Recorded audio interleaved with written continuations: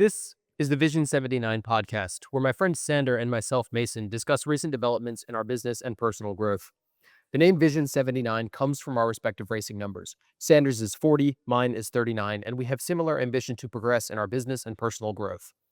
Many successful people have started small, just like us, but very few of them have documented their early years. They often say they wish they had, and given we believe in learning lessons from others, we intend to be the first to document our journey from start to finish. This is simply a documentary of our lives, and as such, we do not monetize these videos, so enjoy the ad-free content. Each episode is broken down into 3 segments, each covering our progress over the past week. We start by discussing our life updates and our business updates, and lastly, we share any lessons we've learned over the past week. We have timestamps in the description to navigate these sections easily. Today is February 8th, 2026, and we're recording episode 95. So, what does your life update entail this week? Life update this week is I'm back at work. So I am at Blue Origin now as an integrated vehicle test engineer. Design mechanical systems. Thanks. So this week was some onboarding. It's relatively unguided onboarding. So a lot of kind of finding your way around things, finding your own path, observing things, and kind of learning through just being a sponge, I guess you could say. They kind of throw you in and you learn to swim? Yep. Gotcha. So that's pretty much what it's been like. Just been trying my best to learn as much as I can.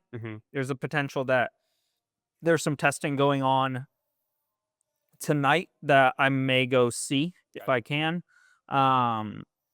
Pending that it doesn't get pushed until tomorrow morning, then I'll just go tomorrow morning like I normally do. Right. But overall, the differences between NASA, I think probably like 3 big differences is 1, all the equipment is new. So like anything you touch is bought within the last 3 years. Right. So that in terms of like failure of hardware because of age, that's just not like one of the factors that you have to consider at Blue. You're not still using tools from the shuttle program? You are not. The other big thing is that you're a lot less policed. So there's a lot less like multi-leveled oversight over the work that you do. They just hire people that are more competent in order to combat that. Right. And so you're kind of free to work for the most part as you will, especially if it's kind of standard operations for ground equipment or whatever you're doing. Right. And engineers can actually like work on stuff. You're Like technicians would? Yes. Cool. Yeah. So like you can actually go and work on your system that you know about, which is pretty neat. And you can get all the certifications in order to like have torque spec and blah, blah, blah. All that stuff. And the other main thing is that they push a lot harder. So Like any deadlines? Can you quantify pushing? Yeah. So for example, this test was scheduled originally for Friday. It was actually for Thursday originally scheduled. Then it got pushed to Friday, then to Saturday, and then to Sunday. Yep. But in no point during that time did they say, "Oh, we're just going to do it Monday or Tuesday." Like it's always like trying to hit the mark as close to you can and just pushing around the clock support to get it done. Gotcha. And so that pushes a lot harder, right? On the NASA side, if something was happening on a Friday and it was going to get pushed over to a Saturday, like it would pretty much automatically get pushed over to Monday or Tuesday. Right. There would be no one up at 4:00 in the morning on a Saturday, Right. and then working all through Sunday, Right. into Monday to try and get this done. That just wasn't a thing. So those I think are the 3 key differences to why there's a differentiator between like Blue Origin and the Artemis program, at least in my 1 week opinion on it. Yeah. But definitely more engaging environment, a lot busier. So I'm working a lot more. My hours are like the required hours is 40. It's like most any job. Yeah. And like my manager doesn't really care how I make that 40 happen. But there's also a lot of people working 45 or 50 hours a week. So, I've been working somewhere between 9 and 10 hours a day to kind of try and keep up, try and get my trainings done, try to be an asset to the team, for what it's worth. I think at the very least, it's not like this isn't like my traditional approach to like 9 to 5 corporate jobs. At the very least, I enjoy it because it puts my mind towards something that is applicable and moving forward in some direction. Yeah. And so at least if I can apply myself and get my gears going a little bit, I think that it's just good for good for myself as a person to like feel as though I'm doing something that helps other people at the Right. very base level. Right. So that's why I've like put a little bit more than 40 hours in this week. Um, and then another really nice thing is that they have a great selection of food. So pretty much in terms of like groceries that I have to bring or stuff like that, it's like very minimal. That's If sweet. anything. Yeah, yeah. So that's super, super nice. The amenities are great. The other thing is that I've shifted my sleep schedule such that I'm going to bed around 10ish and then waking up around 5:30. Yeah. Plus or minus maybe a half hour on each of those. But essentially what I pulled back my sleep schedule, which I've sort of like, I mean, pros and cons. But one thing I want to do is that I've noticed everyone gets in at like between most everyone, besides like one guy, gets in somewhere between 8:30 and like 9:30 or 10. Mhm. And so I'm thinking that if I'm getting up at 5:30, I can leave the house easily by 6:15 for Mhm. sure and get to base at 7. And I have an hour long where I can utilize the gym, which is a floor below me. Mhm. So I was free gym. It's nice That's sweet. company, a gym. So it's right below me. So literally I can go into work, use the gym for an hour. Cause something I want to do is like, I was thinking a lot this week about like why I feel like this like lostness and like lack of control over my life. And I was like, well, what do you really have control over? And it's like, well, right now I don't feel like I have control over my thoughts, which is like the fundamental thing like you should have control over. Mhm. So it's like, okay, well, that's not good. And then I was like, okay, like what else do I have? Because what else can I have like control over in my life? And I was like, my physical fitness. Mhm. And so it's like, okay, let me try to knock that out and start doing that routinely. And I think that if I can routinely make physical fitness a priority, my mental clarity will come in through that. Yeah. And so that's why I'm kind of shifted the sleep schedule, leaning in this direction. And I'm putting a conscious effort into this. So, for the past 2 years, I've been like, the gym is a back burner thing. It will never happen. I don't care. And then I've just put it in a box over there and I've been like, yep, I don't go to the gym. And like, that's that. Mhm. Right. But I think that in order to help me gain some mental clarity and also like stability on my feet in just like my general perception of my direction, I think it would be helpful for me to exercise. Yeah. And then I can at least start to knock that out and kind of see where it takes me. So that's part of the reason I've shifted my schedule as well in that respect. There's this awesome Jim Carrey quote. Let me see. Are you talking about that you can fail at doing something you hate, so you might as well do something you love? No, but Yeah. that's a good one. It's you can pull it up if you give me 2 seconds. It's a God damn it, dude, I've got so many fucking tabs open. Mhm. Um, Jim Carrey. Coffee intermission break. Yeah. All is good. Come on, Google. Why is my control F not working? Okay, I can probably remember it if I can't find it here. There we Yeah, almost there. Almost there, viewers. We got this. It's the Command F Super Bowl here live at Vision 79. We got Jim Carrey on the Wait, line. I don't have this quote in my quotes list. That's unbelievable. Hang on. Jim Carrey. Jim Carrey is not on the line. Depression. We're calling him on his backup phone number. Okay, here it is. Are you ready? I found it. Ba-da-da-da. I can't believe I don't have this in my quotes list because it's one of my favorite quotes of all time. I'm going to add it to the list right now. But it goes, I believe depression is legitimate, but I also believe that if you don't get exercise, eat nutritious food, get sunlight, consume positive materials, surround yourself with support, then you aren't giving yourself a fighting chance. And exercise is one of those things. Factual information. And I think I'm doing exactly that. And I think that that's wrong. You're doing what? Not Or I'm not exercising. I'm not eating healthy. I'm not getting enough sunlight. I'm not doing things that make me smile. And I'm locking myself in a box prison and expecting myself to feel good. And that's fucking retarded. So But I'm gonna wait, try to were do you that. expecting yourself to feel good? Did you have those Uh, expectations? no, but I was But you surprised that I felt lost. Got it. I see what you're saying. And I was like, well, I'm not doing anything to boost myself up, Right. right? So it's like, No wonder I feel this way. right. Right. No wonder you feel like shit, right? Mhm. But so I feel that's kind of like a different shift in terms of my life and lifestyle. I think it'll also be nice because I was listening to a Modern Wisdom podcast with, oh man, what's his name?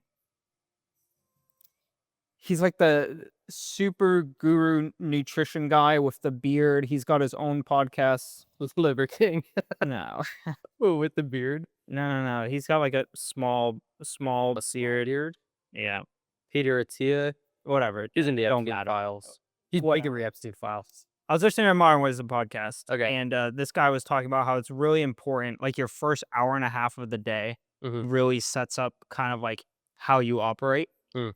And like I largely don't believe in a lot of this like set you up to operate for your day, do 5 things on journaling, blah blah blah. Well, something I did notice was that when I did go for runs in the morning, I did feel better throughout my day when I did that. Mhm. And you could attribute that to a factor of different, a variety of different things, right? But at least mentally, if I can convince myself, even if it's not true, this is also something I determined this week. Like what's true and not true, like really doesn't matter at a What's certain true point. to you? It's Right. what Yeah. you believe to be true and convince yourself of the truth. Yeah. And so I have convinced myself that exercising will make me feel better. It doesn't actually fucking matter if it does or doesn't from a factual sense, Well, if it's because I placebo, will then it's believe that exercising in the morning will make me feel better, and therefore I will likely feel better throughout my day. I don't know anybody who exercises regularly and is like fully depressed, right? Yeah. I don't know anybody like that. Yeah. So So that's what I'm doing. the math supports it. But also, if it works for you, then it's effective, even if it's placebo, right? Yeah. So who cares? If it works for you, then it works for you. Yeah. Yeah. Right. So I've convinced myself I have the that same thing. exercising in the morning will make me feel better, and therefore it will. I have the same thing about my cholesterol, where Mm. my blood work shows that I have terrible cholesterol, and my doctor says, oh, that's you should eat less food like red meats or whatever, right? And I don't believe that because I've eaten red meats all my life, and I'm not changing that. I don't see anything wrong with red meats, but also I don't think that cholesterol is a big issue if you're not overweight. So as long as I can stave off being overweight, then I'm fine. But fundamentally, I'm not going on blood thinners or anything like that because I have the cholesterol that my body makes, right? If it's not making it correctly, then it must be because I'm doing something wrong. And I think what I'm doing wrong is that I'm not working out as much as I did when my body was like, Mm. setting up its baseline hormonal levels and Yeah. the supplies that it makes. Is that an undercover cop? Yeah. It is. What a shit, dude. The blue one. Watch out. Yeah, right. Um, when my body was determining like how much of everything to produce, I was working out 3 times a day, and I Mm. don't do that anymore. And so now I think that it's off because it's just not doing it to the same level, and like that could be completely false, but it's true to me. Yeah. Fair enough. And so that's what I've convinced myself of is exercising will make me feel better Mhm. and feel more active and intentional throughout the day. And so that's what Cool. I'm doing to change that. Cool. But shifting gears away from work, I have 2 other life things. I played volleyball yesterday. Mhm. I had a ton of fun. Um, Exercise. yeah, it was good exercise. Did beach volleyball for like 2.5 hours, like a long time. Mhm. It was a ton of fun. But yeah, felt good doing that, exercised and, played outside. It was cool. It was a good time. And then both you and I went to Joel's birthday party on Thursday, which was a fun time. Happy birthday. So happy birthday, Joel. It's literally today. That's his actual birthday. Oh, is it really? Yes. Is that in my calendar? Happy birthday, Joel. It is. Happy birthday, Joel. But that's all I have for life this week. What do you have for life this week? That's a good life update. Thanks. My first life update is that we did a bunch of work on the Camaro last week, Mhm. and I was really happy to have it done and finished and fixed. And I went to the beachside. When I left, we did a cool and flush because it was going to get below freezing temperatures. And then the next day I texted you and I was like, I just had to fill it up with like half a gallon or a full gallon. And you were like, yeah, the system's probably just burping. And I was like, yeah, probably. And so I gave it a few more days and like the temps were okay. It was really cold outside. The temps were fine. And then I was leaving the beachside Glemoreland office and I started to overheat. So I turned the car off and I go, okay, it's probably just an air gap that heats up, right? And so I sat there and I let the pump run for a minute. And the temps were very slowly coming down. I was like, is it actually overheating? Because like sometimes it's tough to tell. And so I popped the hood and I went over and I put my hand on the radiator cap and I could feel it vibrating because of the bubbling, the boiling that was happening in there. Yeah. And I was like, well, that's strange.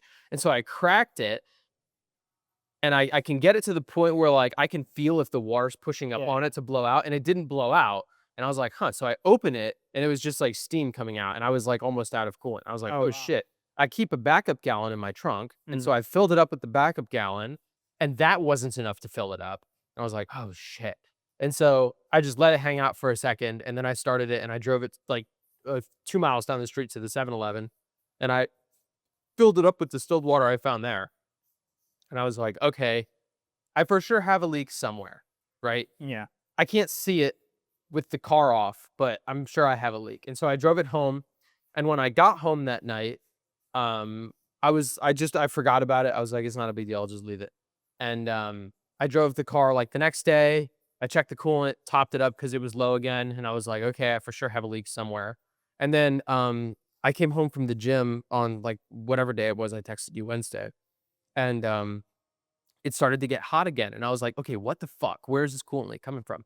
And so I popped the hood, and like nothing was spraying anywhere under the hood like the last leak, but I could see that there was some drips underneath the car, and I could see just from only one angle down, I could see it dripping down the front of um, Crank. the front of the crank, yeah. And, I was like, "Oh, shit, okay, that's either thermostat housing, but that's above the water pump, so doubtful, um, or where the water pump housing connects to the engine block, but it's coming down the very front, so that's doubtful too." So I took my phone out and I stuck it under the car, and I confirmed that it's leaking between the water pump and the water pump housing. Um, that water pump has given me issues before. I think I've run it dry, like, way more than it should have over the course of its life. I remember the bearing sounded like shit when we bled it. Yeah, yeah, it's been going for a while. I mean, my dad put that pump in there in, like, 2003 or something like That's that. a long time for a pump. Yeah, so it's lasted a long time, and it's been abused, right, because I drive the piss out of that car, Yeah. and I can't always tell when I'm low on coolant because it takes a second for it to heat up or for an air pocket to get there, and so sometimes I run the pump dry without really realizing it. Um So it's had a hard life, right? And I've talked to my dad about this before. And he knows a guy who you can send the pump to and then they'll rebuild the guts and stuff like that. But I don't want to deal with it. I just want a brand new one so I don't have to worry about it anymore, right? If it's lasted from 2003 to 2026, I'm cool buying a new one. It's I think it's called Meziere. It's Meziere. You guys did a great job. So I just bought another new one to just put in the car. Which is $400 that I didn't want to spend, but Yeah. it is what it is, right? It's the Um, life. that's the life. And the pump works well, so I'm gonna make a conceited effort to not burn this one out this time. Mm. So the car's here.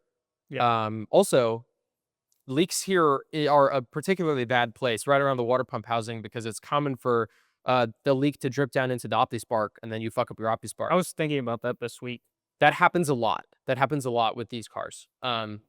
And so I parked it on a slope facing down so that it would run down the front of the water pump and drip down off the engine instead of straight down the front of the crank into the OptiSpark. Yeah. But most people have OptiSpark troubles when it leaks between the water pump housing and the block because then it leaks down right on top of the OptiSpark. Yeah. Right now it's leaking between the pump and the housing. So there's like an inch and a half offset to the block. So hopefully it's not going to have any issues with the OptiSpark. Yep. Um, but it still pumps enough. So I haven't driven it since then. I've just left it sat there because I'm going to drive it to your place when we do the work on it, and I don't want to continue driving it and continue filling up water. A, because I don't want to spend the money on the water, but B, I don't want to risk breaking the OptiSpark, and then I don't want to risk the pump fully breaking before I drive it to your place because then I have to get it towed there. That's a bitch. I don't want to do the job in my parking lot. So, anyways, apparently the pump is here. It's in the parcels right there, so I can go grab those between breaks. So that's the first bullet point I have is with the water pump. Mhm. No fun at all. The second is one of our mutual friends. He has historically worked I think he works in the intelligence community. He travels to the Middle East a lot. Um, but he's a cool dude. We hung out with him. Like we were good mutual friends, right? Yeah. But the other day he told me it was his last day here, and I was like, "Oh, are you going back to Sandland?" He was like, "No, I took a new job." Mm. And I was like, "Where are you going?" And he said, "I got a job with the GM Formula One team." I was like, "What?" He was like, "Yeah, I'm moving to North Carolina so I can work on the Cadillac F1 powertrains division." I was like, "Dude, what? That's so sick. I had no idea that you were into mechanical engineering." He was like, "I'm not. I'm an IT guy." And I was like, "Huh?"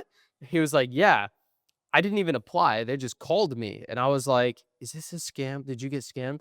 And he was like, "No.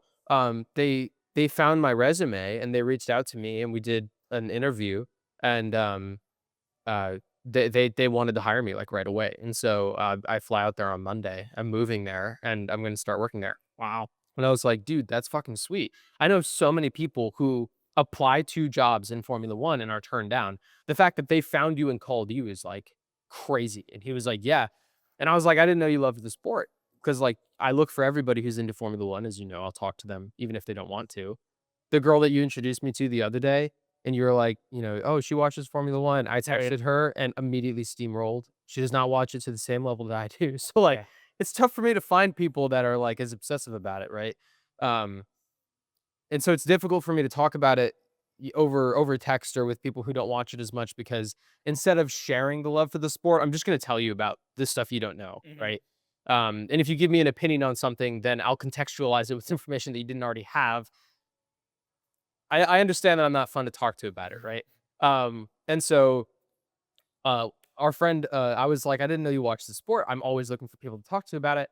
And he was like, "I don't know anything about the sport." I was like, "What?" He was like, "I don't watch it at all." And I was like, "Oh my God. Okay. I wish you weren't leaving today because like I can think of like 150 things that you have to know if you're going to be working for a Formula One team, especially because he's taking a leadership position. So he's going to be in charge of people. And so if he's on a Formula One team in charge of people who know Formula One, but he doesn't, they're not going to respect him. And so I was like, "Let me give you a crash course in like just the fundamentals of what you need to know." And so he sat there and he very politely let me talk to him for about 2 hours. And I think he was grateful for it. And I told him, "I will send you stuff." He asked me to send him more info. And I was like, "I will send you stuff. And if you don't read it or watch the videos, please tell me and I will stop sending you stuff. I won't be offended. I recognize that I'm overwhelming." Um but I'm super excited for him. I think he's Yeah. gonna have a lot of fun there. And now I have someone who I know within one of the teams. Yeah. So Yeah. I can text him. He's That's gonna be watching this season, so we can text about it and stuff. It'll be fun. true. No, yeah. Congratulations. Um, awesome. Awesome. Yeah. Uh, I'm excited for him. yeah. Yeah. I'm excited for him. And my last life update is that I got my 1099 form in from Blue Marlin, so I could start filing my taxes. Yep. That's the last form I was waiting on. So to summarize, I have my W-2 from Northrop Grumman, my 1099 from Blue Marlin, and then I sold some stock from my investment accounts to pay for the down payment of the Lexus in the summer. So I got a 1099-B, which is long-term capital gains tax from my investment account. Fun times. Yeah, so those are the three things that I had to file. Also, I bought crypto and sold crypto. I didn't actually sell crypto; I exchanged it, but that's a taxable Yeah. event. Um, and so I'm getting a 1099 from Coinbase for short-term capital gains. And it's really annoying because I went through and I did I did what I thought was my whole 1040, and then I realized that I had to do my 1099 forms, right? And so to do that, you have to fill out a Schedule 1, and then that flows to a Schedule D, and then I also had to fill out a Schedule C, and then 8949 forms for the long-term and short-term capital gains tax.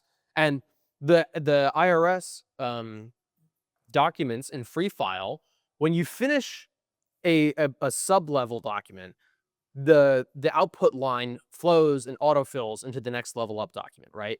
Or it should. Half the time it does, half the time it doesn't. So sometimes I would be talking to ChatGPT and I would say, "Okay, I have this form filled out, but it's not autofilling to the next level up document, and I can't write it in there because it's an autofill field. What do I do?"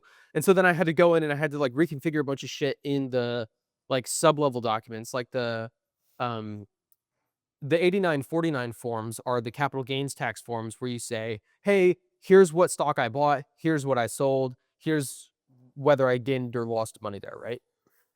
And that's supposed to flow up, if I remember correctly, to my Schedule C. But it wasn't flowing up properly. Once I got it to flow up properly, it didn't flow from the Schedule C to the 1040. Mm. And when I got it fixed, it did automatically flow from the 8949 to the Schedule C, but no matter what I did, I couldn't figure out how to get it to flow from Schedule C to the 1040, which is the top document. And then I realized, oh, it's not an autoflow field. You have to manually input that line on the 1040. And it's one of the only lines that doesn't autofill. It's a line that you have to type in manually. So if you did everything in the sub-level forms, expecting it to flow up, and you don't check your work, even ChatGPT checked my work and it didn't catch it. And so I caught it and I was like, well, hang on, this isn't right. It also didn't do the math correctly on my 8949s. And so I was filing more gains than I actually had. So I went in and I edited that and I fixed that. And then I was almost done with it. And the only other field on the 1040 that wasn't an auto-calculated field, but was one that I had to type in manually was how much tax I owe. And so they make you calculate the tax that you owe every time, no matter Of what. course. Yeah, it was annoying. It took me a while. And then after all that, I have all my everything done. And then I go, oh fuck, am I gonna have to fill out I gained I'm supposed to get a 1099 form from Coinbase, but they said that's not being sent out till February, right? I can't upload my 1099 and W2 PDFs to Free File. They want you to open a W2 document in Free File and then manually type in the information from my W2 to their version, right? Right. And so I was like, oh fuck, if I have to do that for all my 1099s, I have to wait for the one from Coinbase to do it. Yeah. And I was like, fuck me, I guess I'm just gonna do the ones I have. And so I opened it up, and then Coinbase was like, don't worry about the 1099. We already got it from those people, right? Because Coinbase sends their 1099 to the IRS, and they send a copy to me, right? So the IRS already has it. I'm pretty sure that employers send their W-2s to the IRS too, though. So I don't know why I have to fill out my W-2 and send it to the IRS. But in any case, I finished it, and I submitted it. I got it finished at like 3 a.m. last night. And Eloise came over to me, and she was like, how's it going? Like, how are the taxes going? Because this is what I decided to do all night. And I was like, I don't understand why I have to fight so fucking hard to get my money back. Like, I'm doing all of this so I can get my refund. And like, I honestly worked harder getting my money back than I did to get the money in the first place. It's ridiculous. But ultimately, I made more money this year, but my taxable income was the same because I filed a loss from real estate. So I'm paying the same amount in taxes, right? I reduced my withholding from Northrop Grumman, but I didn't reduce it. I left a little bit of margin, and then with the deductions, I got a little bit extra too. So my full refund this year is like $1,600. Last year it was like $4,000. This year it's like $1,600. Yeah, so I'm happy with that. I'm glad. And then I got an email this morning that it was accepted by the IRS. So like they have received it and they're going to process it, and then they'll let me know if I get my refund or not. Awesome. So yeah, it looks like I did everything right. So Very nice. that was a big life update this week. Yeah. Congrats.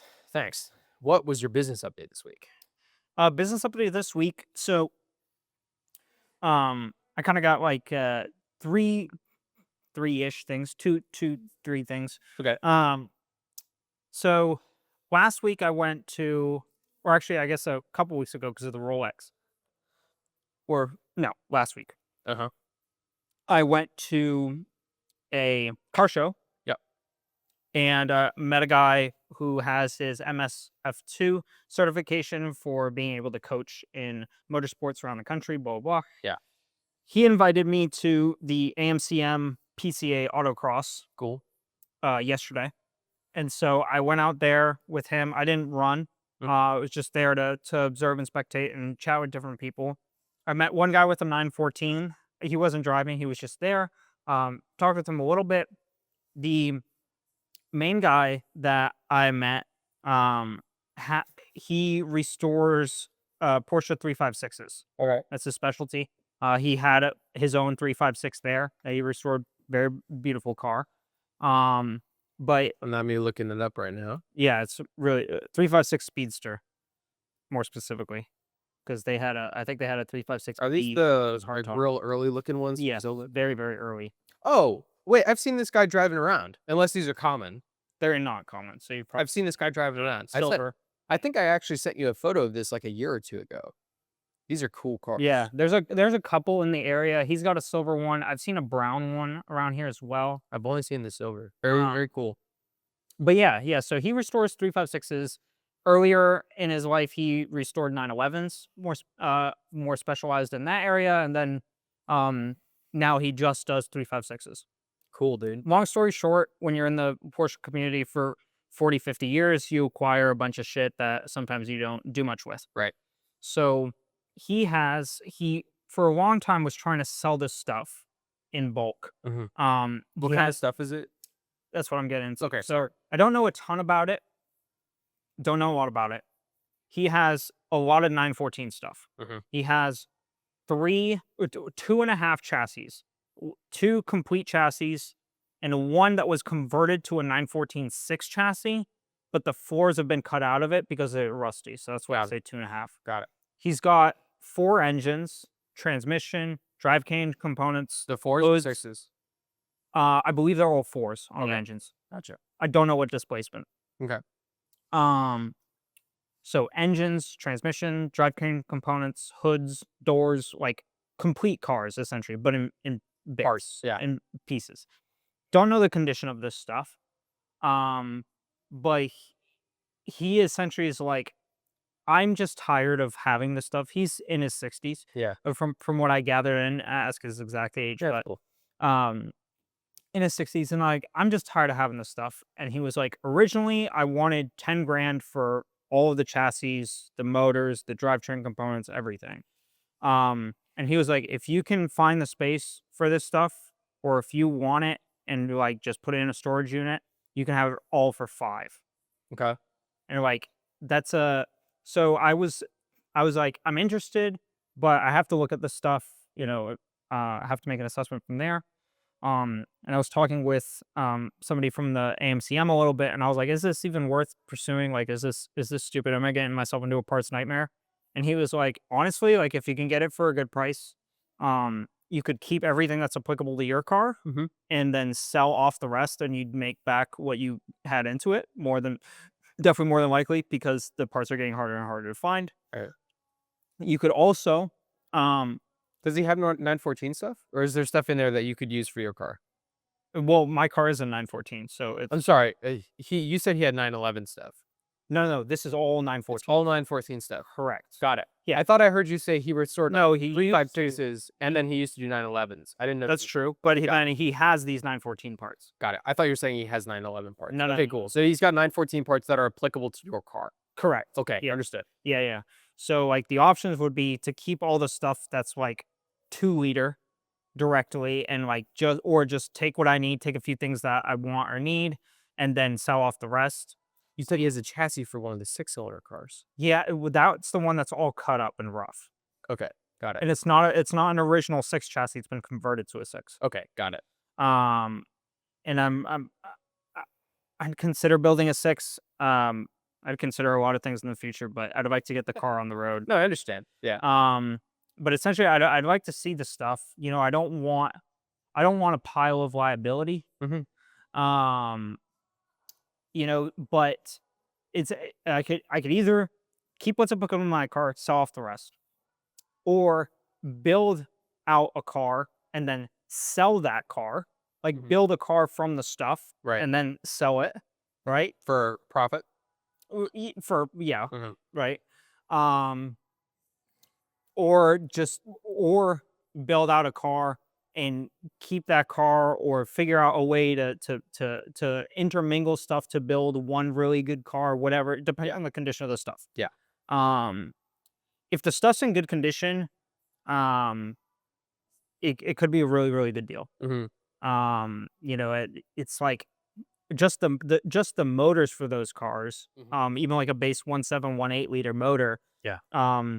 that is known to run, Mhm. is a few grand, just one motor. Right. And he's got 4. They're not. I don't know if they're known to run or not. Mhm. I don't know the condition You of could these get them motors. there on a test stand. Yeah, Yeah. right. So there's that option. But even for motors that don't run, that are just there, like if you take the time to clean and go through them and do compression tests and all the good jazz, that's worth at least 1,500 Mhm. or a grand, Right. right, a piece. So there's potential here for sure. There's potential here for uh me to fix my car or to have some spare parts for my car. There's Mhm. the potential to sell off in pieces some of it and then keep what's applicable to me and my Mhm. car or whatever. I don't have any definitive answers on it. I don't know what I want to do with it. It might be a basket case once I go to see it, and then I don't want anything to do with it. I don't know. But it is something that I at least want to take the time to look at. Yeah. I think it's a cool idea. I think if you build a car from scratch using parts, there's my car. Yep, there I it think is. if you use if you build a car from scratch, you're gonna keep it. You're not gonna want to sell it. You're gonna fall in love with it. So if you do build a car from scratch, I think that you're gonna end up liking it. Um, I'd like to be able to but make my money back on the amount right. of stuff. Well, and what I'm Something at least. right, and what I'm thinking is if you can get if Because I you I can have to have pay for a storage unit to put it in. right, um, and then transport because you can't exactly put a chassis in the bed of a pickup truck. Yeah. Um, but if you can have a bunch of parts to have like one really good clean 914, use the one that you have now because it's like most of the way there, right? And so then use the assets from this pile of stuff, like a grab bag, to make yours perfect, like exactly what you want it to be, and then sell everything else. Um, that's an idea. Instead of like putting it together and then selling it, because that's gonna have its own costs affiliated with it too. Um, Unless he Yeah. has, like, genuinely everything, right? But I doubt it. Or he would have done it by now. Well, I mean, he specializes. Like, you gotta think he specializes in 356s. He's not really into 914s. Mhm, For him to do a restoration, mhm. let's say, he gave me numbers. I'm gonna approximate him. Yeah, But let's say for the 356s restored are worth $500,000 today. right. That's what they're worth. One without race history or anything. That's like Right. just a 356 is somewhere between 400 and $600,000. Yeah, To restore that kind of car is somewhere around 100 grand. yeah. 914, 914 4 Mhm. in perfect tip top shape is not worth more than 45 grand ever. Like very nice ones are 35. Like you're talking about something like ridiculously clean for 45 grand. Right. Ridiculous, right? There is no world where putting 100 grand into a car to get 45 back makes sense. Right. So that's why he hasn't done anything with these parts because he can do the same level of restoration work on a 356 and it's way more Right. profitable and lucrative in Right. that sense. And also he specializes in 356s. Yeah. So like that's his thing. Yeah. Um, so in terms of as the 914 stuff, from what I've gathered, there are pretty much entire cars there, just Okay. in parts. From stuff that he's gathered over the years or bought or he's gotten from other people. Mhm. Um, and he's moved it all out of his shop to his house Mhm. because he doesn't want anything that's not 356 at the shop. Right. So now it's at his house, and he's like, "This is so dumb. Like, someone just take it, right?" Right. So I want to go see it at least and check out the stuff. It's an interesting opportunity. I don't want to get myself into a basket case of problems or of like, oh, I have to deal with this. I have to deal with this. I have to deal with this. Like Mhm. that's not exactly what I'm looking for right now. But it was really interesting to meet him. At the very least, he's an expert in restoring these Mhm. of restoring 356s and 911s and is good with chassis and restoration. So someone at least good to know in case I need some help. Do you think the guys at Audubon will let you keep the chassis there? No, no. Okay. I mean, their setup's totally different since the building got bought out. Like, Oh, really? yeah, I mean, like What's changed? they lost the bay. The whole back section is now owned by, like, used by the new owner. So there's nothing in the Oh, back section anymore. They had to get rid of the E30 back there. okay. Um, Behind the building? yeah, yeah. So all Which that bay did they lose? the rightmost one. Okay. One of their tall bays. And out front, like, out front they have their customer cars yet, Right. no shot. Man, Um, that sucks. yeah, and it's a lot of shit for them to. I mean, they're already so cluttered out. I would never ask them to keep this junk, or not junk, but stuff. Um, it would have to go in a storage unit Right. and be moved by a U-Haul, right? So I'd have to rent a U-Haul for it and basically do trips back and forth with a trailer to put chassis on it. Um, have to be a pretty big unit. Hmm. Probably somewhere like 10 by 20. It'd have to be bigger than that, I think. Yeah, I was thinking to just maybe hold the chassis. I could probably get away with a 10 by 20 because the Yeah. motors and other drivetrain stuff could easily go in like a 10 by 10 because you can tuck them in. Yeah. That's what I'm thinking at least. But I don't know the volume of this stuff, so I Yeah, that's a don't good know yet. point. We don't know how much I stuff. don't know anything about it. I just it's a neat opportunity. It's really interesting. Yeah. Um, something that I was considering because I plan to race the 914. It would be really nice to A, have spare body panels Mhm. and B, have spare engines. Dude, the Um, perfect spot for those chassis is Shaw's Fast Station. yeah, that would've been Spot. cool. You just throw a tarp over them outside. I mean, we could drive over there and just yell over the fence at him. But He loves old German shit. Like, that's his thing. The last time I saw him was at the Starbucks drive-thru. He was driving this big fucking, like, German military truck from World War II. oh yeah, Because the guy he works with at the gun restoration company, yeah, he's European. So they import a bunch of old historic European guns yeah, and then restore them. So, like, and he's got an old, like, Volkswagen from World War II and shit like that. yeah, So, like, dude, Shaw loves old German shit. So, like, a 914 is, like, right up his alley. yeah, yeah. Maybe I'll ambush him one day, and I'll, like, force him to sit down and meet you if you're open to it. I know. I don't know what his Yeah, beef is with me, but you and him might get along really well. yeah. I don't. I mean, there's a ton of options. I don't even know if I'll end up getting this stuff. Yeah. Um, But who the knows other what thing too connection is he has to old Porsche stuff. Like, he might be able to he might be like, "Oh, I know, like, the 914 guy, he can help you do the fuel mapping or whatever." Like, he yeah, might have good connections. yeah, true. The other consideration would be to uh move into a cheaper place to rent, Mhm, something that's not on the beach, smaller, mhm, everything, and then move anything garage oriented to an actual like rental unit mhm. and then use the difference in it in savings in order to fund that, whether that would be possible or not, maybe sharing or something like that. It's like these are like far out ideas. Yeah. Um, I mean, but I can answer that really quickly for you, which is, like, the cheapest place that you're gonna find no garage is gonna be an apartment. The cheapest that you can get is, like, maybe, like, 1,100 a month. yeah, So and that's not a nice apartment. That's, like, in Palm Bay, like, the yeah. Cali's AC goes out all the time, that type of thing, with no garage. So then you're gonna have to spend like, your delta there is 400 a month, right? Unless you're renting on it. Well, my utilities are a lot, so I'd be looking at That's true, yours somewhere at 900 a month to find a something. delta? Yeah. Okay, got it. Damn, that is a lot of utilities. Holy cow. Yeah, I spend 120 on internet. Water's a buck 20, so that's 240 there. Um, AC? and then my HVAC is somewhere in the neighborhood of between 250 and 400. Yeah, your HVAC would go down like crazy.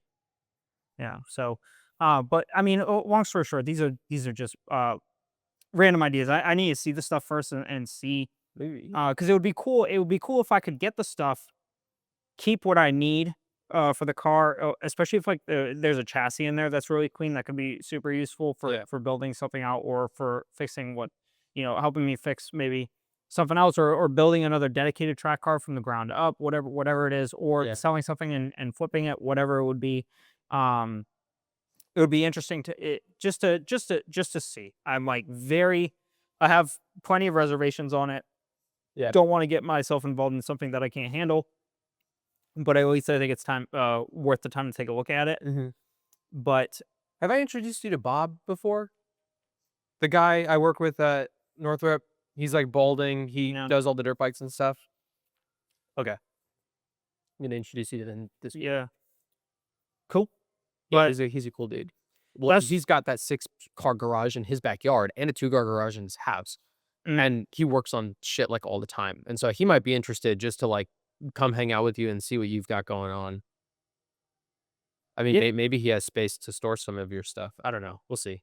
yeah. We could. Look, there are options for sure. I like introducing quality automotive people to other quality automotive people, right? I don't like I wouldn't waste your time with people that don't. No, I know that. I just don't even know if I can get this stuff. Like it's, or if Well, I I'm want thinking. to take it on. Well, I hadn't considered before, like, the 914 restoration project. You know what's really weird about this whole situation is like I friggin' suffered through drop shipping. Yeah. Like suffered through it. Mhm. And I was like, this will work. And it did not work. It did not work. And like I am quite literally and well aware of the fact that I am completely half-assing this automotive thing where it's like I'm like out like trying to come out of my misery and like, find things to put a smile on my face and like I'm like, you know what? I'm just gonna like try a little bit and like I try a little bit and like things get handed to me on a platter. Like what? Like 3 shells, doors, hoods, Oh, body yeah. parts, 4 engines, drivetrain components. Yeah. Boom. Rear suspension consoles. Here you go, new ones. Right. Help from the AMCM. Oh yeah, I'll come over and help you jig it up. Like it's odd. Like it's like, and I think it's a factor of like, you know, uh, every single 25-year-old is like, I'm gonna go make money on the internet, right? And like that's not very compelling to anyone, right? But like a 25-year-old who's interested in like weird niche vintage stuff is like more interesting. Mhm. Um, but it's like I went to the autocross and like I didn't expect anything of it. And Right. like I did like I mean obviously I put in the effort to like go to the autocross and show up and like understand what's going on and like Sure. go to I you know I do work on the Porsche, right? Mhm. But like with drop shipping it was like I was sleeping 4 hours a night and then spending every waking minute doing that and try to make it work Mhm. and it didn't. And then with the Porsche stuff, it's like I work on it when I have time, but then I'm also putting a little bit more focus on like my well-being and I'm starting to exercise a little bit and like focus on my sleep schedule and like stuff like those are things I never even considered with drop shipping. Yeah. But it's like I'm trying to have a little bit of a better balance. But it's like for whatever reason, like this vintage Porsche stuff comes way easier into my realm or into like my life space. Like it feels like I have way more, like very quickly have way more capacity in order to do something meaningful. Mhm. And it's like, is the next chapter of my life like v- vintage Porsche preserver? Is that like that? Like it's just like it like makes you think. It's like what the heck? But I mean, it's like I'd like to look at the stuff and see what it is, Right. right? Um, I mean, but it's like it's just it's wild to me. Like one of these, like two of the engines, if they're good, could pay for the entire kit. Right. Like obviously you take the time to sell it and proof that it runs, Right. right? So you're gonna have some work into that. Um, but like all this stuff is like it was really intriguing and interesting to me, and I'm kind of like interested where this takes me. Kind of like the approach I had to this is like I'm just gonna work on stuff until something speaks to me or whatever, Yeah. right? Or until I find meaning in something, or whatever, or convince myself that there's meaning in whatever, right? Because I had this whole epiphany this week that's like there is no meaning in anything. You just convince yourself that stuff has meaning. Had like this whole like mental epiphany this week that was like Well, things only have meaning if you take them to.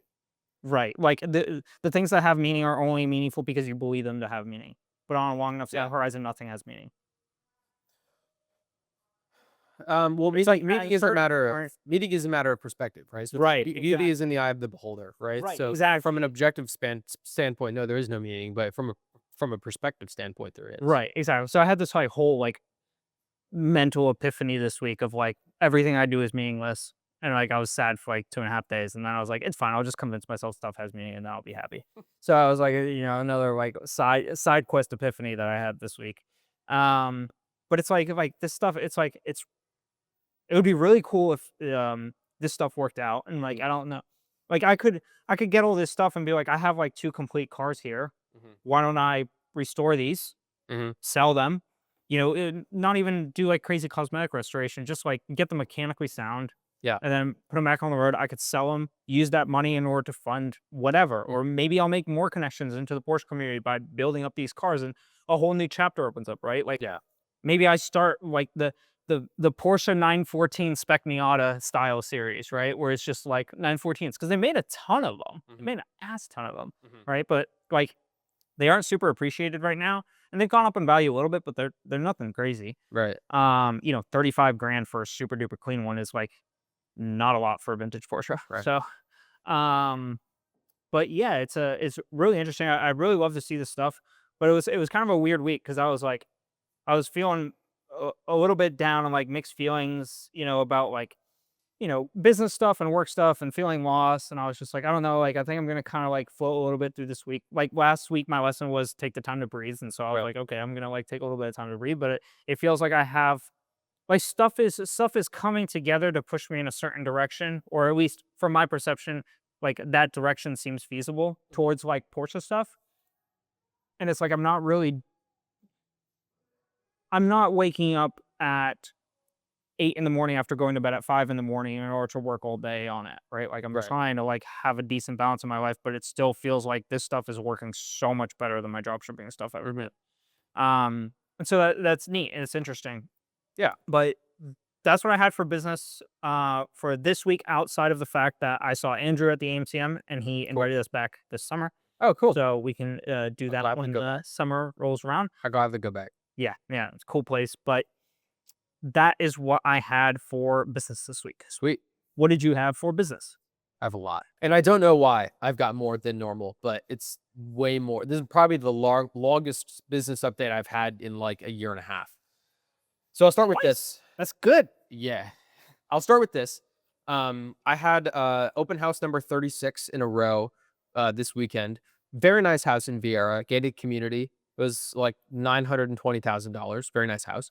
Um, and it was like completely dead. We had like one group come through, and that was it. And it's odd because in the past like 4 months, most of them have been dead. And then there was like 2 or 3 weeks in a row, like bang, bang, bang, where I had like 10 groups come through each. You think And it was just like New Year, New Me? I don't know. I can't figure out what it is. I've looked at area. I've looked at like listing like how many open houses have they done. I've looked at price reductions. There's like I can't find a correlation. Huh. But I'm gonna keep doing open houses anyways. It doesn't matter. But that's the open house update that I have, right? So I have so much. I have to structure this a little bit differently. So what I'm gonna do is I'm gonna talk about the leads that I have and I'm working currently and clients, and then I'm gonna talk about lead gen. Okay. So I'm going to move one client at a time. Instead of using names, now that I have multiple, I'm just going to refer to them as like seller one, seller two, buyer one, buyer two, and we'll go that way, right? And I have them recategorized as like buyer lead and seller lead, so we know who we're talking about. So right now, I'll start with my actual clients who I'm servicing. And so seller one is the house that needs work that we had the listing appointment in the last business update. We went on the market. We got them offers, or I'm sorry, we did not go on the market. We signed a Yes. paper to not go on the market. We got them offers right away. They ghosted us. You'll remember. Yes. So, in the middle of the podcast last week, we got an offer for 280, which is a very, very good price on this home. We set the listing price on the listing agreement at 290 with the intention that we would negotiate down and then settle around like 260, right? And we had an offer for 255, which is very close to my mark of 260. Sellers didn't like it. So we texted them mid podcast last week, hey, can you call? We'll talk about the 280. And they didn't answer. And so we called. One of them didn't answer. I called the other one. They answered and then immediately hung up on me. And I was like, okay, I'll take the hint. I guess they're not happy. But then they texted us and they said, hey, we'll take a look at it. And I was like, okay, cool. I have a reply. This is great. And then the next day, they replied and they were like, hey, can you call? And we said, of course. And so we called them and they were happy with 280. Okay. They said this is, we were hoping for closer to 300, but if this is just going to get it wrapped up and get it done, then like we're good to go. We'll sign the paperwork. And I was like, okay, cool. I personally know that that house is not going to sell for 300. There's a house down the street that's just a little bit smaller, but very similar condition that sold for 307 in October. Um, when I say similar condition, I mean to say it's clean, but it's dated, right? This house is not clean and it's dated. So this house is going to sell for at least like 20K below what that one sold for. That one sold for 307. So, at least is roughly like the 280. It's a good deal. They should take it. Seems like a decent offer. Yeah. Everyone who I've talked to says they should just take it, right? And they say on the phone they're going to take it. Okay, cool. And they said, we just want to know after costs, what is the drop down like number, right? And we said, cool. We have something called the net sheet, which tells you exactly how much money you're going to net on the home. based on what's left on the mortgage and closing costs and stuff like that. And they said, cool. They asked us to send them a net sheet. We said, sounds good. We'll have it done in an hour. So we wrote the net sheet up, sent it to them. It's standard. There's nothing surprising on there, right? What's on a net sheet usually is just its sale price minus what's left on the mortgage, including interest, minus the real estate agent fees, which is 6% of the sale price, minus title closing costs. Within title closing costs is the documentary stamp tax, which is a government tax that you pay, non-negotiable. A lien search to make sure that there's no liens against the property, non-negotiable. A couple other like searches and like due diligence title things that title companies do that are a flat rate. They don't fluctuate at all, right? And then a title closing cost fee that the title company charges to make money. And usually those title cost fees are like $300 to $600. The company we work with charges $350, but they give our clients a discount of $50, so that fee is only $300, right? So we told that to them when we signed the listing agreement, and we said, hey, listen, if you use our title company, you get a little bit of a discount on the closing costs. They said, cool. So we send them the net sheet, right? I'm not going to get into specifics on what they owe on the mortgage, but they're netting a good amount of money, right? And so we send it to them, and they call us, and they're like, hey, will you explain this to us? And we're like, sure. So we go line by line, we explain what everything is, and they go, okay, let me talk to my dad. And I'm like, all right. Fucking radio silence. We get nothing back. And so I'm like, hey, what's up? What's happening? Are you guys cool? And the text I got isn't in proper English. They speak English, so they read and write very, very clearly. But this text said something like, oh, we're sorry. We didn't know that we would have to pay full closing costs because you are a seller for us. And I don't know what that means. And they don't know what that means. And so I'm kind of inferring that to mean they didn't think they had to pay the title fees, like the closing costs, which totals up to about $4,000. And so I replied and I said, hey, it's standard in most Florida counties that the seller picks the title company. That's very uncommon to ask the buyer to do that in Brevard County. We can ask if you want. No reply. And so I'm like, okay, I don't know what to do here. And so I go back to the people that offered 280. And I get permission from the sellers. I'm like, hey, clearly you're unhappy with how much you're netting here. The only way to change how much you're netting is to sell the house for more or to reduce closing costs. And reducing closing costs is very difficult because a lot of those title fees are taxes that are non-negotiable, or the $300 title closing fee that the title company charges. They're not going to want to give up money, or real estate agent commission. And real estate agents don't want to give up money, right? So like you're going to have to pay this to whoever you sell the house to whenever you sell the house. Even if you don't use a real estate agent and you want to save on the 6% real estate agent commission, you're still going to pay those title fees, right? But also you signed a contract. So if you break your contract with me, you're going to pay me a cancel cost, right? But I haven't told them any of that because I'm going to try to get the deal to work first, right? I don't want to even talk about canceling. So I asked the sellers, I'm like, okay, well, how about I go negotiate with these 280 people to see if we can get more? Immediate text back. They were like, yep, double thumbs up, go for it. And I'm like, okay, I can tell what's happening here is they're not happy with how much money they're making, and so they're not responding. Yeah. So I go back to the 280. I counter them to try to bring them up. And the agent says, let me go talk to my client. He's going to run some numbers. And I'm like, okay. And so then as a contingency, we had an offer for 255 a little while ago. And as a part of their offer, they said, we would like you, seller, to use our preferred title company. You're going to pay the closing costs, but we want to bring our title company business, right?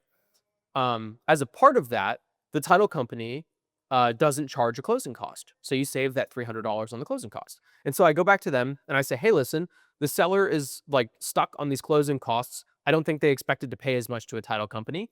Do you guys think you could come up? And so they came up and submitted an offer for 280. Oh, And their title company isn't charging the closing cost fee. And the agent reduced their commission from 2.5% to 2%. okay. Which is about $1,500 in savings for the seller, right? And so I write all this up in a text. I send it to the sellers, and I'm like, hey, listen, we have two offers for 280. That's completely unbelievable. The guy who initially offered 280 is unwilling to budge. He says that's his absolute maximum. And you're going to have to pay full buyer commission, full title fees. These other people came up to 280. They're you don't have to pay the title closing costs, and the agent reduced their commission, so you net more money from that offer, right? So our three options are: you pick one of these two, or we go on the market. And if we go on the market, we lose a lot of leverage with investors like the people who are offering right now because they value off-market listings. So if we go on the market, we're going to lose leverage. We might not get these offers again, right? What do you guys want to do? No reply. We sent that to them Friday. So I don't know what the fuck to do. I'm stuck. I can't get a reply back from these people, right? And I'm wondering if they're not saying it, but I'm wondering if they didn't know that they had to pay me as a real estate agent, which is hard to believe because it's in the listing agreement. They probably didn't read it. I don't think they read it. No, probably not. So it's aggravating. It's frustrating. As a part of this, I thought to myself, okay, there's no world where this house should be getting 280, right? Everyone who I've talked to, like mentorship wise, has said this house, they should take 280. Like, you're not going to get another offer like that. That's crazy. It's crazy that we have two, right? Everybody who we've been talked to, like experienced agents, are like, it's nuts that you have found these deals. Go for it, right? With how much work the house needs. So, I mean, if they don't take them, then I think that we're going to go on the market. We're going to have to, if they want more than 280, we're going to have to list it at like 320.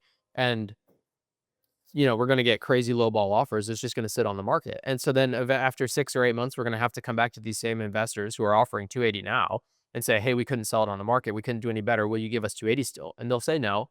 Now our best is 250, and they're going to have to settle. And I really don't want that to happen. You were saying something? I mean, I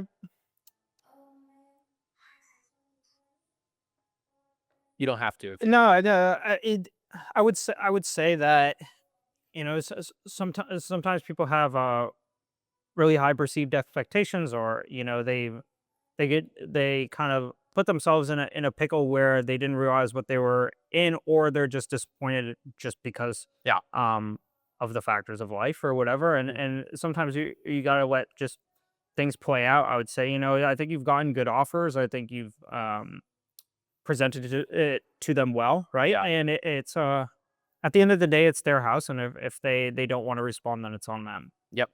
And if they want to, if they have the belief that it will go for more than 280 on the market, then let them list it for 320 I think they're stuck. and work other deals that you have. Right. Yeah. I think they're stuck because I think they know it's not going to sell for more than 300. Yeah. I think they want it to, but they know it won't.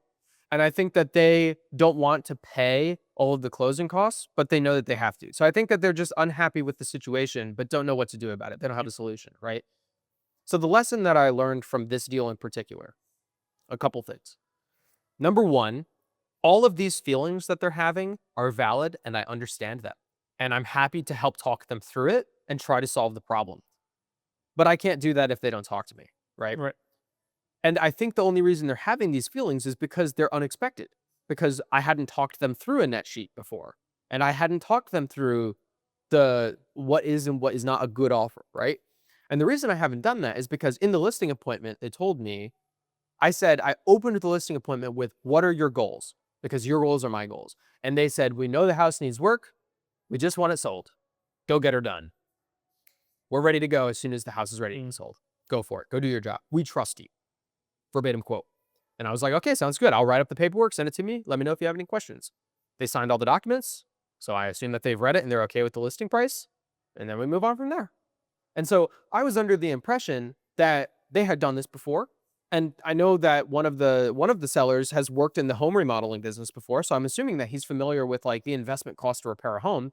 And, they are homeowners. So I would assume that they know what closing costs are because they bought a home before. And if they tell me that they trust me and to go do my job, then that's exactly what I'm going to do, right? And so the lesson that I learned is, no matter what, I need to check certain boxes in a listing appointment, right? Yeah. Box number one is, here's the like measurable goal that we are setting, right? If I bring you an offer at X price, it's a good offer. Yeah. We're listing it here, and here's why, right? And then we can go over the CMA if you want, right? I need to check that box in a listing appointment. Absolutely. I can't just let people, even if they're family friends, like I cannot let people just tell me that they're cool with it because I have to have this agreed upon, right? Because the trouble is now, if I go back to them and I say, hey, listen, we have 2 offers for 280. You told me to go do your go do my job and bring you offers. That's what I've done. You said you were ready to sell the house quick. That's what we're doing. These offers can close soon. The 255 offer that came up dropped their inspection period from 11 to 5 days. Like these are good offers, right? You told me to do my job. They can counter it with, oh well, we hadn't discussed the 280 versus 300 or whatever, and to which I can say, yeah, because you told me to go do my job, and you signed the listing agreement with 290. To which they can say, oh well, we didn't read the agreement, which is on you, and now we're arguing, and I don't want to argue with my client, Right. right? I'd rather problem solve. Yeah. And I think the most effective way to problem solve is just to get these boxes checked during the listing appointment. So number one is talk about what is a good and bad offer like ahead of time, right? And then number two, ask them what they owe on the home and run them through a net sheet to get them prepared for what their take home money is going to be before we even get offers, right? Yeah. Those are the 2 big boxes that I need to check for my next listing appointment. And it's a big lesson that I learned from this, right? Which sucks because I got out of my first ever listing appointment. I was like, that went really well. I crushed it. And it bit me in the ass. Yeah. So You learn. We all do. the last lesson I learned from this is this experience has particularly sucked because they are the leads that I have that are closest to closing. And so it's getting the majority of my energy and effort. So I've been busting my ass for people who don't text me back and don't answer my calls, which has been really aggravating because if you don't put any effort into this deal, that makes me not want to put any effort into it, right? Yeah. So one of the lessons that I've learned from this is I feel way better about these types of deals if I have other deals going on. Because I really feel terrible if I'm trapped in this fucking box. I'm chatting up one girl who I want to take to prom and she's not answering my texts and I have to wait till math class to talk to her, right? And I don't know if she likes me or not. I don't like that. I would rather be talking to like 5 girls. So if this one doesn't work out, there's another one I'm happy with, right? Which doesn't really apply to the dating scene, but it's the only analogy I can think of at the time, right? Because I just want to have more options. So as a result of that, I did way more lead gen this week than I've done in previous weeks because I was like, I'm going to take all of this awesome energy that I'm using to generate deals that aren't appreciated into other people who might appreciate it or at least respond to my texts, right? So now we go on to renters and buyer clients. Buyer number 1, he is the person who is this person? Oh, got it. I forgot. I'm forgetting who these people are. Okay. So buyer number 1 lives in another state. They're mutual friends with someone who I went to college with. That's how I got the lead. Okay. And they are getting permanent station change orders to Patrick Space Force Base. Got it. So they have to move to Florida. When you get a PSC, usually you have like 30 to 90 days to get moved. So that's like pack your shit up and get out, right? Quick closing. So we put them in touch with our lender. But we haven't heard back. It sounds like he's pre-qualified. We touched base with him this week. It sounds like he's pre-qualified. He's just waiting to get the official orders to move to start house hunting and secure a loan. And he said that should be happening any day now. So hopefully in the next week or two, he gets those orders and we can start like doing virtual tours for them and stuff like that and like actually get the ball rolling. But it's funny. He apologized for kind of ghosting. And we were like, dude, not a problem. We're here to move at your pace. We just want to know what's going on. So that's a great example of a client not replying and it being totally okay because they're just not ready to go yet. And they told us that. So that's good. So buyer number 1, we might see some movement in the next week or 2 on that. Cool. The next client is renter number 1 / buyer number 2. This is the guy who we were looking for a rental home. The person he was going to rent with backed out at the last second. He got kind of stuck. And then he thought, well, why don't I just own a home and rent out rooms, right? And so we put him in touch with our lender. He submitted a mortgage application. But some recent personal life developments might change this situation. I don't know how that's going to happen. I don't know what the deal is yet. I haven't touched base with him. But that situation might change. I don't know what's going on. So I might lose a client there through no fault of my own, but that's okay. My first buyer lead, so not a client yet, but a lead, is a Northrop Grumman coworker who is interested in buying a vacant lot in Brevard County with a VA loan and getting a construction loan on top of that to build a home on top of the vacant lot. which is really cool for me because this guy enjoys investing in his free time. And he's an engineer, so he's very analytical. He likes to think strategically, which I do as well. So I think we're going to have a lot of fun working together. But I also told him about how I grew up here. So I was going to the avenues when there was still woods all around it and there Yeah. wasn't all these hotels and condos and stuff. I moved to this apartment complex. And I mean, you can see the restaurants and stuff going up on the main block there. They're now paving the other side. The Space Coast Town Center is going to be like a Vieira style living community with businesses and like, housing and retail and stuff like that. So a friend of ours owns a condo down the road and she's thinking of selling.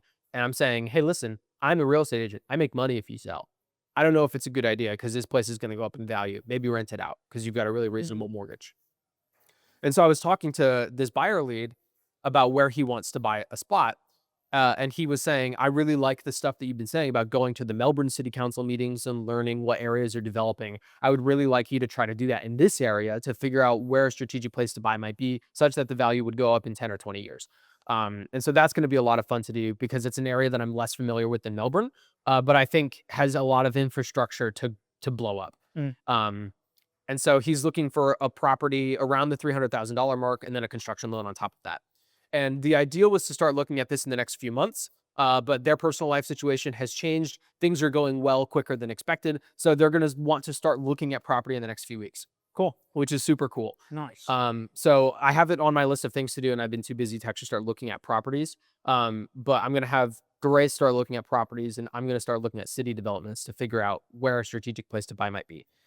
My second buyer lead is actually not interested in buying or selling a home, but they know people who do. So this is an old friend of mine from Melbourne Village.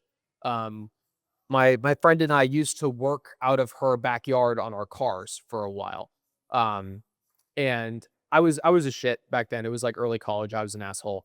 And so like we ended up like arguing and like splitting ways. It was messy. And then a few years later, after some personal development, I found her number and I texted her and I said, "Hey, just wanted you to know I've grown, I've matured. I apologize for the way that I treated you when I was living there, or not living there, but like working there.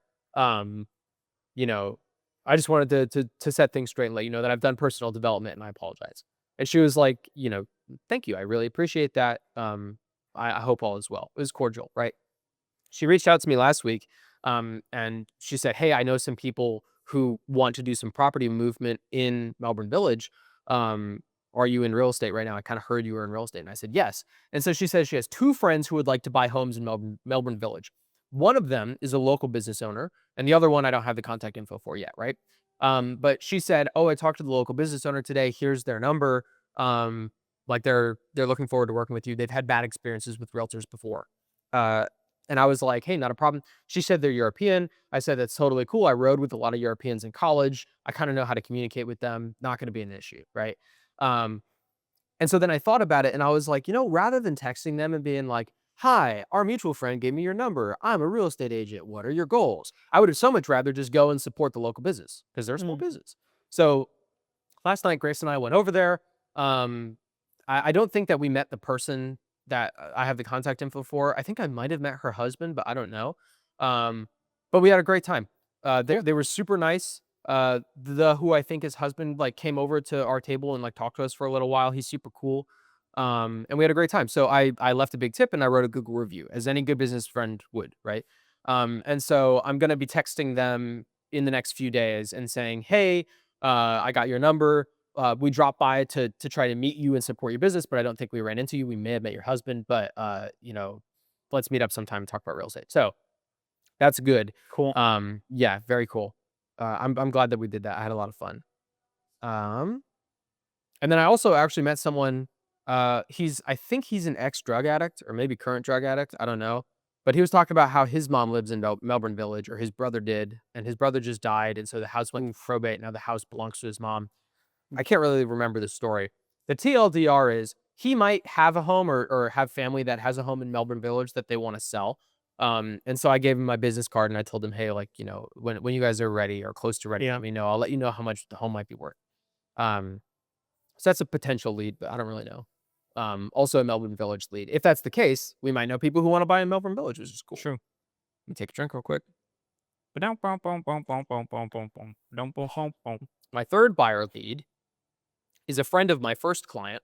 So when we were closing on his house, his friends like were around and like helped him move in and stuff. And I wound up getting introduced to one of his friends who's also interested in using a VA loan to buy his own home and then rent out rooms. And so I was talking to my first client recently because at the time he was like, "I'm not ready, but in the future I'll let you know." And I was like, "Cool."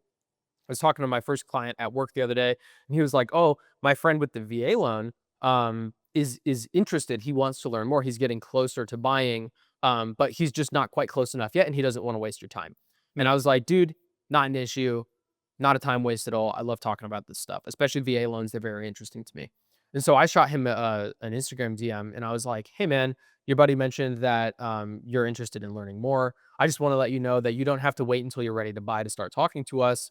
We work with a lot of our clients way before they're ready to buy or sell, so that you guys have like really reasonable expectations going into it and nothing catches you out by surprise." Applying the lesson that I learned from my sellers. Mm. Um, and he said, "Yeah, sounds good. Let's schedule time to chat." So we're gonna meet up hopefully in the next week. He hasn't replied, but I don't reply to a lot of my Instagram DMs, so not a problem. I'll get a hold of him. But we should be scheduling time to chat in the next like week. Cool. My fourth buyer lead is someone who was a buyer lead last year, and their life circumstances changed, and they just fell out of they were looking to buy an investment property, and they just decided to not go that direction. That's okay.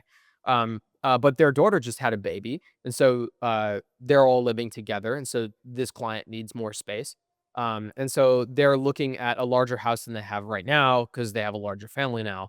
And they said, "Hey, let's can you help me find a space?" And so we said, "Sure." So we sent them a bunch of options. They liked one. We went and we showed the property on Saturday. They liked it a lot. And they were like, "I'd like to come back with the rest of my family and show them all this home because this is one that I like.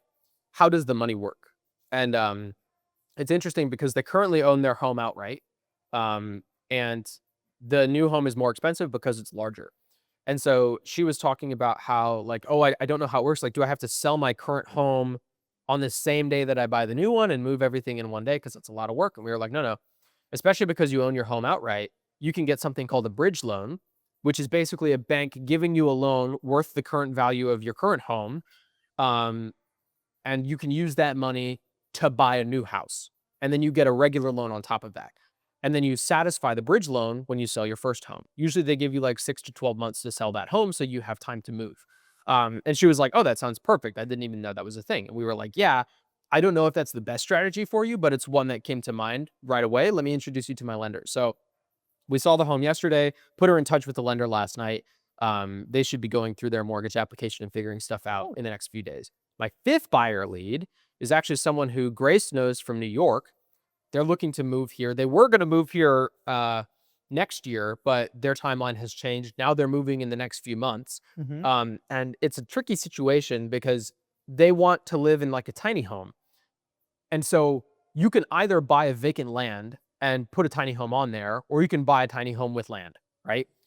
It's just difficult to find a larger plot of land with a tiny home on it because usually tiny home communities are all stacked on top of each other, right? Like a small collection of like a trailer park with their homes, right? Yeah. Uh, and so Grace has been looking at properties, but she hasn't really found anything that hits for them. But she found a perfect property yesterday. She got really excited about it. She sent it to them, and they were like, "Green light, that looks great. Can we go do a virtual tour?" So at some point this week, Grace is going to go do a video tour for them. Nice. Yeah, so those are all my leads Very cool. and active clients. Congrats. Yeah, That's thank awesome. you. Thank you. My last business update is the lead gen technique that I changed. So a lot of these leads are just people who have been on the back burner or like messaged me out of nowhere or like just happenstance, right? But something that I noticed is that if I hadn't talked to my first client, I wouldn't have known that his friend with the VA loan was interested in buying, right?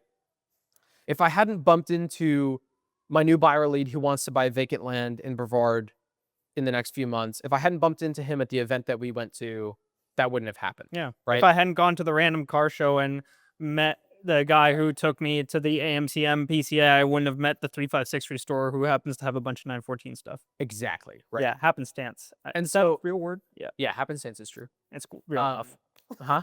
It's real enough for Vision 79. No, it's a real word. Okay, Yeah. okay. And so I thought about it and I was like, well, okay, the open house lead gen mathematically does not work. I've never converted a lead from an open house before, right? Maybe I'm terrible at it. Maybe I've gotten unlucky with the people that have come through. I don't know. Ultimately, I've done 36 of them. I've never converted a lead, right? Cold calling, I haven't done enough of to see if it works or not, right? Warm outreach has mixed results. So far, the best conversion tactic I have is meeting people in person, right? Or meeting someone in person who knows somebody and then they refer me to them. Yeah. So in-person networking is something that I realized this week is valuable to me Mhm. and is working and something that I need to do more of, which is I used to be really sociable. Like in high school, I would talk to anybody. I liked going to events and meeting new people. I liked communicating and socializing with people. And through engineering in college, I kind of steered away from that because in engineering, it's like I work with 3 other people on this engineering thing, and then everyone else needs to fuck off so I can focus, Yeah. right? Um, and you spend a lot of time doing math alone in your room or working with one other person in the study room and like killing yourself. And so I lost a lot of my social aptitude Mm. over college, and I knew that I lost that social aptitude. Now, when I'm in a conversation, I can't really flow like smoke or flow like water. It's a little bit choppier. I'm not as good as Mm. communicating as I used to be. But I think a big change that happened over college that I didn't realize until this week is that it's not just my social ability, but it's my social desire. Because especially when I went through that breakup at the end of college, I realized, oh, I can't let my happiness be determined by other people.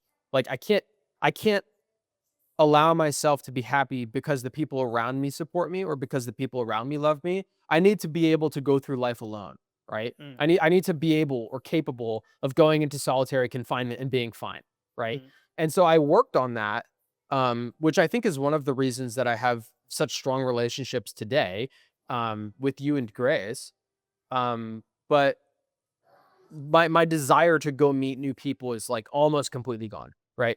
Yeah. Just because generally speaking, like, I don't really care, like, you know, who my opinion over the last year has been like, I have what I need, just let me do my work on my own, right? Mhm. And what I've realized over the past week, especially through talking to our mutual friend about his new position with Cadillac F1, he's a really cool guy. He has a Mm. really cool job opportunity. And he's someone who I enjoy talking to, and I've never really had a long conversation with him before. But when we had this long conversation about Formula One, I learned a lot about him. He learned a lot about me in Formula One, Mm. and we can have those conversations going forward. Um, and that's a conversation that I genuinely enjoyed that wasn't real estate related. And it's the first conversation with a new person that I've had in a long time that isn't work related that I enjoyed. And what I'm starting to learn, and what I've learned this week, it's not my life lesson, but it's one of the lessons I learned, is I can take personal connections with people and treat them like it's lead gen, but also enjoy the conversation. Mhm. So I can talk to someone about their new job at Cadillac F1 and enjoy that conversation, but not feel like I'm losing time because that's a cool connection that could lead to something down the road, right? Like Sure. I Yeah. didn't leave that conversation with a job opportunity or a new lead or money in my hand, right? But I did leave with a new connection. Mhm. And that's someone who I can put in my phone. And if I have questions about Cadillac F1, or if I have a person who wants to get a job in Formula One, but they don't know how to do it, now I have someone who I could reach out to or refer them to. And then maybe down the line, if they're moving back here from North Carolina, I can get them a home here, right? So it's like a three-pronged approach of, you know, I can enjoy the conversation, I can help other people, and I could help them in terms of real estate in the future if they need to too. And so I'm getting more comfortable with meeting new people and socializing from a desire standpoint, right? Which I think is also helping me get better at actually communicating. Um, and so as a result of that lesson, I've changed the lead gen that I have been doing when I'm reaching out to people who I went to high school with. Because I've got my big people database of like 1,500 people, right? So far, I've reached out to like 30 or 40 of them, and I've got really poor response rates, right?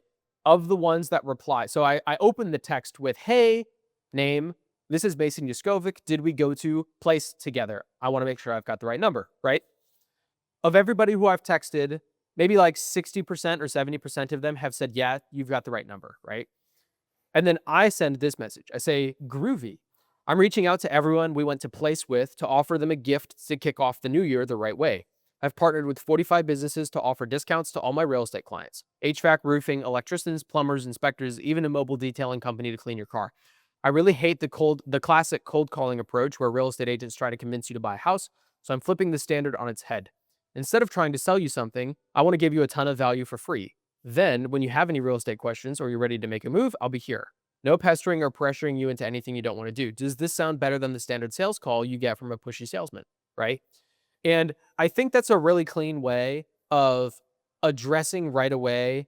I'm not here to get to know you. I'm not here to reconnect. I'm here to sell you something, but I'm going to try to do it in an ethical way. Right. Mm-hmm. But the people who've received that text, maybe 2% of them have actually replied. Right. Yeah. So similar to the open houses, something I'm doing here isn't working. And I think what it is although it's an ethical way of selling someone, it's a wall of text that is ultimately selling them something, right? Right. And that's just not working. But I'm unwilling to message someone and saying, "Hey, I've really missed you. I want to reconnect," because that's not true either. And I'm not going to lie to get leads. So what do?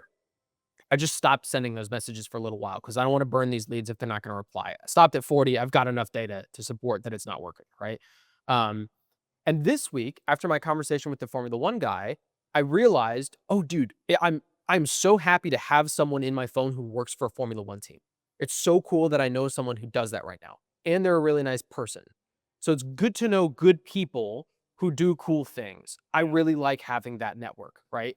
I don't like having a network of kind of shitty people who do cool things or shitty people in general, but I like meeting cool people. Mm-hmm. So I decided to change my approach for the people from high school, not high schoolers, for the people who I went to high school with in reaching out. So this is what I changed it to. And this is an honest approach. So it's not lying at all. It's genuinely how I feel. It's just reframing. So I say, "Hey, name, this is Mason Yaskovic. Did we go to place together?" Making sure I've got the right number. Same opening. They say yes. I've got a similar response rate of like 60%, right? But then I say, "That's a relief. I wasn't sure I had the right number. I've been reconnecting with everyone we went to place together with to broaden my network. I love the feeling of being in conversation and thinking, oh, I know someone who's really knowledgeable about this topic and being able to get their input. I'd like to have a guy, or really just someone who specializes in something, for everything. What are you into these days?"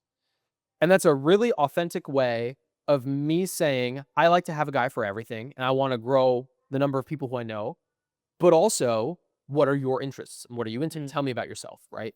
And I've gotten like a 70 or 80% response rate to that. Oh, cool. So that's a difference from like 2% to like 80%, which Yeah. is and I've messaged like 40 people. And so I've met some cool people. I know a guy who's in securities investing. I know a guy who is a manager at Home Depot in North Carolina, which you'd think wouldn't be a valuable connection, like from a monetary perspective, but he's learned some pretty cool stuff about Home Depot. And I learned that Home Depot treats their employees really well. And there's room for growth in that company, which I wasn't familiar with Huh. before. Um, I've met a couple other people that do some cool stuff that I've all added to my phone, um, and added to my contacts. So that's something that's working for me, and I'm going to continue to do it. And it's something that I'm enjoying doing. Um, so in the future, the lead gen that I'm going to be doing is trying to speak to more people in person at wherever I am, wherever I go to. Um, and then also doing this new flavor of one-to-one warm lead gen. So that's my business Cool. update. Very nice. Thanks. Good business update. Yeah, yeah, I'm happy with it. What are the lessons you learned this week? I left the same lesson on here. I thought about it this morning. Recap from last week. Yeah, yeah. So it's okay to take the time to breathe a little. That was the lesson from last week, and also the lesson for this week. Because I think in my breath of fresh air, I've done a few things. Changed my sleep schedule to allow me to work out in the morning. Yeah. And to recenter and refocus myself on improving the things that I can't have control over in my life by tackling the simple ones or perceived simple ones first. How I eat and how I exercise. Right. And I don't think I would have come to this conclusion. I don't think I would have fixed my sleep schedule or been motivated to start going to the gym or be motivated to start eating better Mhm. or care about any aspect of my well-being at all Mhm. if I hadn't taken a week to breathe a little bit. Right. And I think in hindsight, a week to figure this out is an extremely small period of time in comparison to another year of doing the same shit. Ah. So I left the same lesson on there because I think that it's fruitful in that sense. Yeah.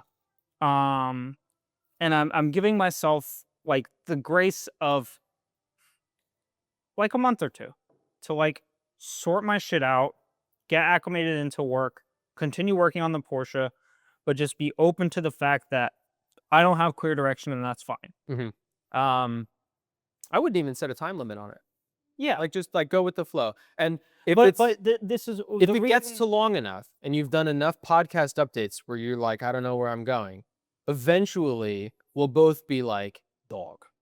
Yeah, yeah, I know, but So this will hold you accountable. So I wouldn't even worry about how long it is, right? well, Like, I take the time want to you need. set it to putting it at like an unlimited time horizon gives me anxiety to think about because they're like, so that's why I say like a month or two because like, at least if it goes long, even if it goes longer than that, it puts my mind at ease because I can think about it in retrospect and it's easier for me to comprehend it, Okay, but it's okay, I can see that. right? Like even if it turns out to be 3 to 6 months or more than that or Yeah. whatever it is, like in my mind to think I'm gonna feel in limbo for the next 6 months is harder than for me to be like just another like month or two. Like just things will start to puzzle piece together.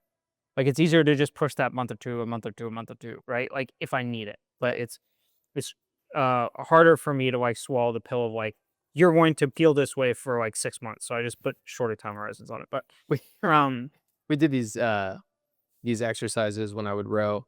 I spoke the other week about how we would go to the canal for spring break Mhm. and we would row for fucking ever in one Yeah. direction, looking at nothing else. And some of my favorite workouts were the worst ones.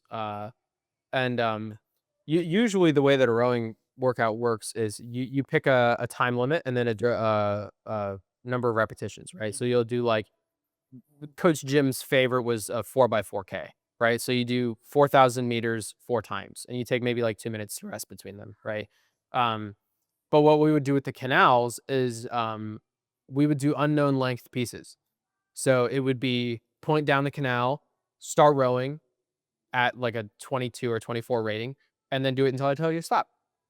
And so you would start the piece and you would start to row, and like over the course of like a 2K race piece or a 4K race piece, you know how much time that is. So you know how to expend your energy, right? But in these pieces, you don't know how long it's going to be. So you don't know how much energy you should or shouldn't be using because you don't know if you're going to be doing this for 20 minutes or 2 hours. Mm. And those are some of the hardest pieces because after a while, it's like, when you're running and your legs really hurt and you're out of breath, but then the endorphins hit and you get over the hump and then it gets a little bit easier. It's like the panic of not knowing how long you're going to be doing this only lasts for like 40 minutes. And then after the 40-minute mark, you give in and dissociate and you're like, this is what I do now Mhm. and I will do this forever. And you just give up. And then your body just does what it tells you to do and then you get into the cadence. Um and so I really like I like not putting time limits on things because those are the workouts that I enjoyed, where it's like I'm capable of doing this for as long as is needed, but I understand that that's not helpful in certain cases and not helpful for anyone. Yeah, That's why I jumped straight to that. yeah, no,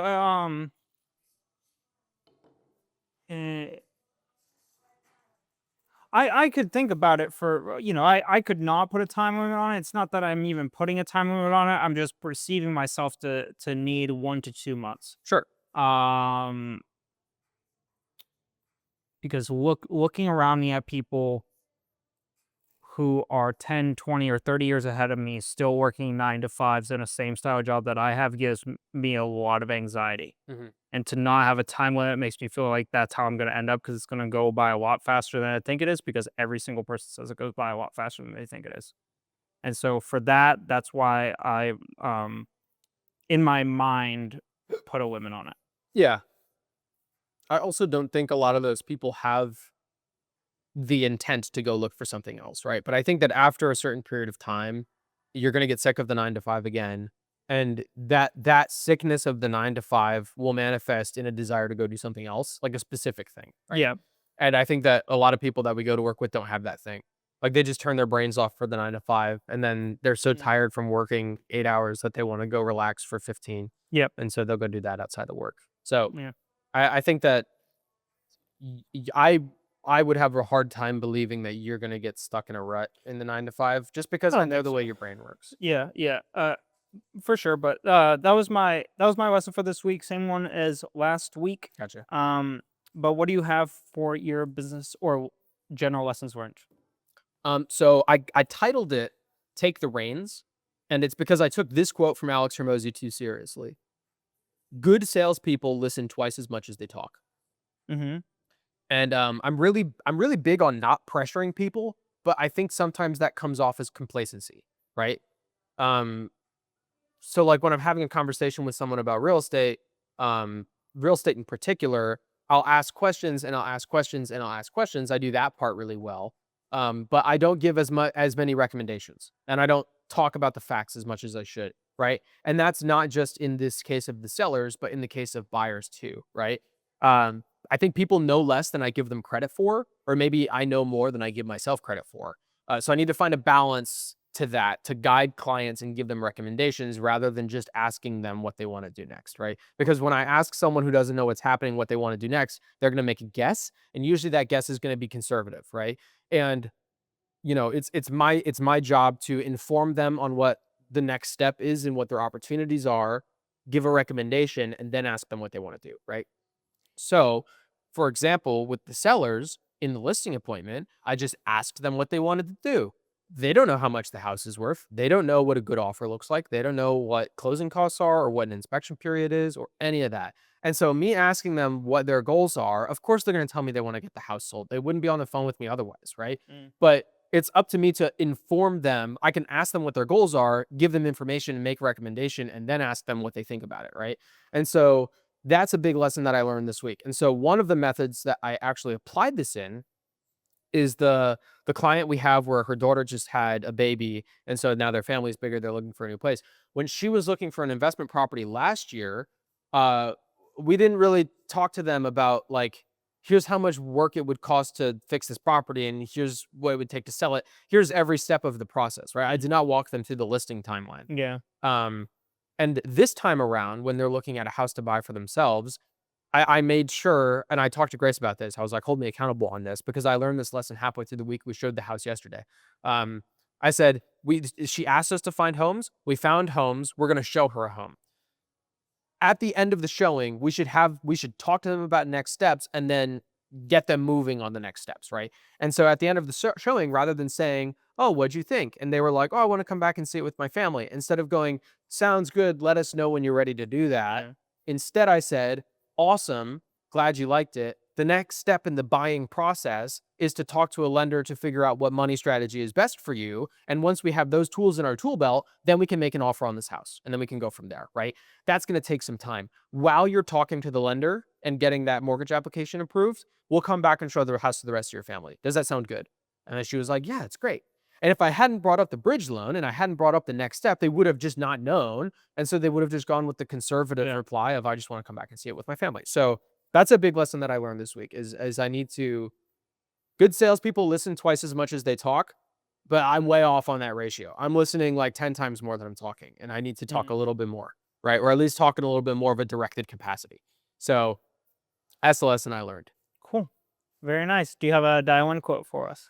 I do. It is a quote from Alex Hermosi, and Mm. it's talking about the frustration that I have with my sellers currently, and the reason that I'm enjoying working with my other clients who actually reply to me, right? Um, and the quote is, "You get money from yeses, you get time from nos, and you get nothing from maybes." Good quote. And with that, that concludes episode 75 or 95. Sorry. 95. Yeah, episode 95 of the Vision 79 podcast. Thank you for tuning in with us this week. Hope you have a good one coming up.